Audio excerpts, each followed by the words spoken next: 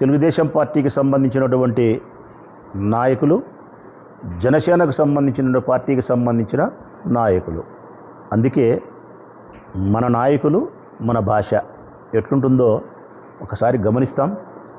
ఆ తర్వాతనే మాట్లాడతాను నేను.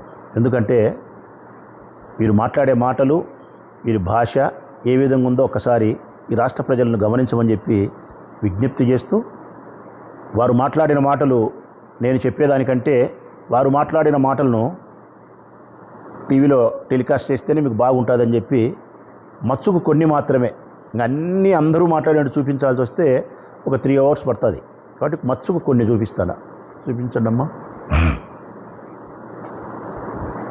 పొగిడించాడా, మీ నాన్నమ్మ పొగిడించాడా, మీ జేజే దాదాశాడా, ఎవడిచ్చాడు?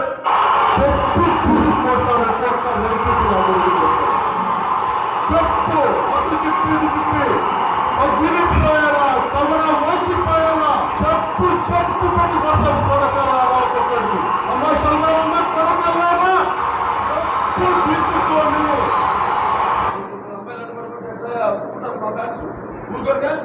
వెళ్ళి ముద్దల ప్రకారం గవర్నమెంట్ చేసేయాలి అంతే. కమిట్ అయిపోవాలి ఏదో ఒకటి. జగన్ ముందు తగ్గింది, లండన్కి వెళ్ళాడు సైకిల్. జగన్ ముందు తగ్గింది, లండన్కి వెళ్ళాడు సైకిల్. మిమ్మల్ని కొడతాను.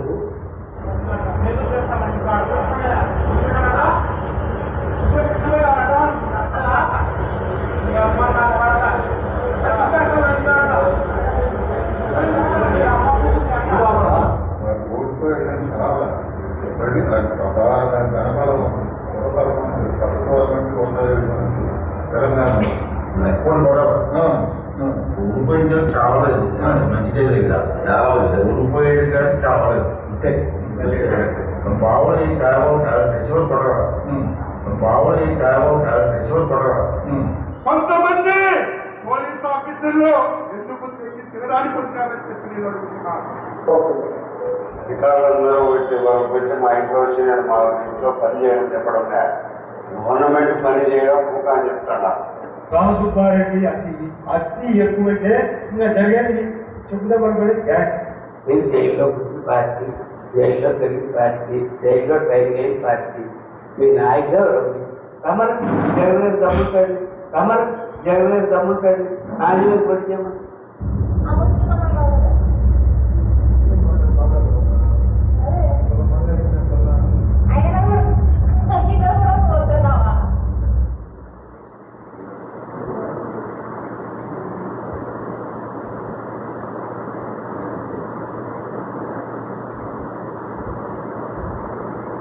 రోజా పువ్వునే లడ్డులో వాడారు. ఎందుకంటే రోజా నడిస్తే పందితో సమానం. రోజా పువ్వునే లడ్డులో వాడారు, అందుకు రోజా సమర్పడుతున్నట్టుంది. నేను ఉపయోగపడ్డాను, నేను కూడా తిరుమల నటికి ఉపయోగపడ్డాను, నా పువ్వు తీసి పెట్టాను అంటుంది. హలో, ఓకే నేస్తాం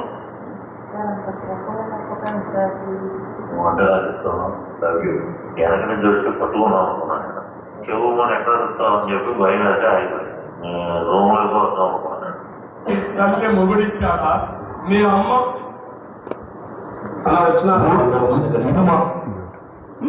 గట్టిగా.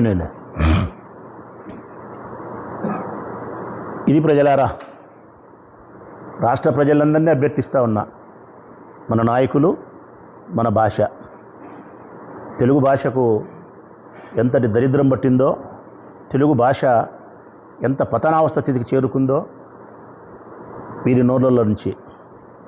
లేకుంటే ఈ రాష్ట్రంలో తెలుగుదేశం పార్టీ, జనసేన పార్టీకి సంబంధించిన నాయకుల వలన నాయకుల యొక్క భాషా ప్రావీణ్యం ఏ స్థాయికి దిగజారిపోయింది.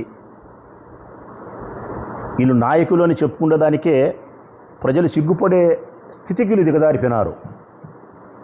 వినసొంపైన తెలుగు భాషను ఇంత దరిద్రంగా మాట్లాడే స్థితికి తీసుకొచ్చి పెట్టినారు వీళ్ళు. ఒక్కసారి ప్రజలను నేను అభ్యర్థించేది ఏంటంటే, వీళ్ళు నాయకులు అన్నామా, వీళ్ళు నాయకులు అని అన్నామా, అంగీకరిస్తామా? వీళ్ళు మాట్లాడేది తెలుగు భాష అని మనం ఒప్పుకున్నామా? వీళ్ళు చేసే పనులు గౌరవప్రదమైన పనులు అని చెప్పి భావిద్దామా? మన పిల్లలకు వీళ్ళని చూపించినా వీళ్ళ భాషను చూపించినా వీళ్ళు చేసే పనులు చూపించినా 100కు 100% చెడిపోతారు. 100కు 100% చెడిపోతారు. దీంట్లో 1% కూడా బాగుపడతారనేది గ్యారెంటీ లేదు. వీళ్ళు మన నాయకులు. తెలుగుదేశం పార్టీకి సంబంధించిన, జనసేన పార్టీకి సంబంధించిన వారి బూతు మాటలు, రోత పనులు స్పష్టంగా చెప్తా ఉన్నా. వారు మాట్లాడేది బూతు మాటలు, వారు చేసేది రోత పనులు. ఈ రాష్ట్రానికి అత్యంత విలువైన, గౌరవమైనటువంటి స్థానం ముఖ్యమంత్రి స్థానం. 75 సంవత్సరాల వయసు కలిగినటువంటి ఈ రాష్ట్ర ముఖ్యమంత్రి నారా చంద్రబాబు నాయుడు గారు మాట్లాడే భాష వాళ్ళ అమ్మ మొగుడిచ్చినాడా, వాళ్ళ అమ్మమ్మ మొగుడిచ్చినాడా, వాళ్ళ నాయన అమ్మ మొగుడిచ్చినాడా? ఇది సరళమైన భాషనా ప్రజలారా? ముఖ్యమంత్రి మాట్లాడాల్సిన భాషనా? మీ తండ్రి గారి సొత్తా అంటే ఒకలాగుంటుంది, మీ అబ్బగారి సొత్తా అంటే ఒకలాగుంటుంది. మీ నాయనమ్మ మొగుంది అంటే ఎట్టుంటుంది? తండ్రిని పట్టుకొని మీ అమ్మ మొగుంది అంటే ఎట్టుంటుంది? ఇది సంస్కారయుతమైనటువంటి భాష కాదు ముఖ్యమంత్రి గారు వాడింది. ముఖ్యమంత్రి గారి తర్వాత రెండవది మీరు టీవీలో చూసినది పవన్ కళ్యాణ్. ఈయన డిప్యూటీ సీఎం.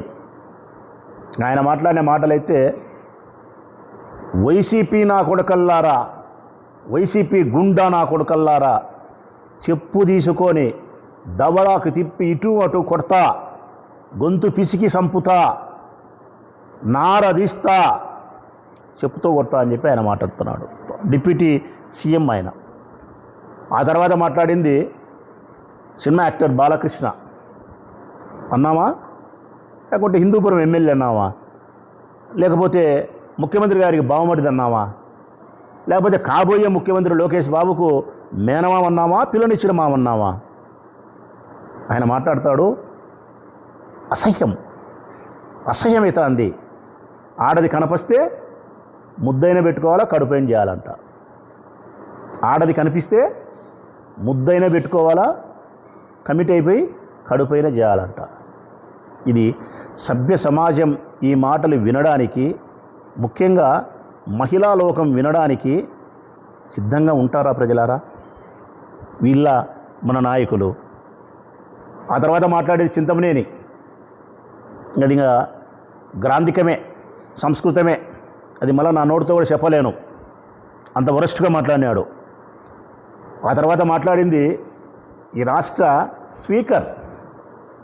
అత్యంత పవిత్రమైనటువంటి స్థానంలో ఉండే స్పీకర్, శాసనసభ స్పీకరు, చాలా గౌరవప్రదమైనటువంటి స్థానంలో ఉండే అయ్యన్న పాత్రుడు. మీరు చూసినది వేరే మాట, ఇంకా వేరేది ఉంది. అది నేను చూపించలేక మీకు చూపిస్తానా? ఒక చోట పోలీసు వాళ్ళని పట్టుకొని పోలీసు వాళ్ళు డాష్ గొడవనీకి వచ్చినారా అన్నాడు. అది నేను మీకు వినిపించలేక నేను వేరే చూపిస్తానా, అయ్యన్న పాత్రుడు. ఆ తర్వాత మంత్రి అచ్చెన్నాయుడు ఇంత నోరేసుకొని పోలీసు వాళ్ళు దెంగితేనే నీకు వచ్చినారా? ఇదేనా తెలుగు భాష? ఇదేనా ప్రభుత్వ అధికారులను, పోలీసులను మీరు ఇచ్చే గౌరవం? ఇల్లేనా పాలకులు? ఆ అచ్చెన్నాయుడు తర్వాత మాట్లాడింది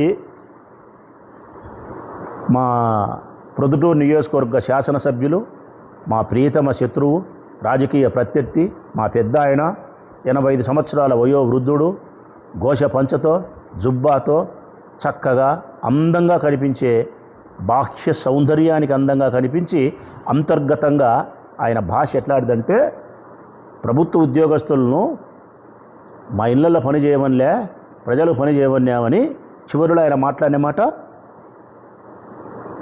చెప్పలేను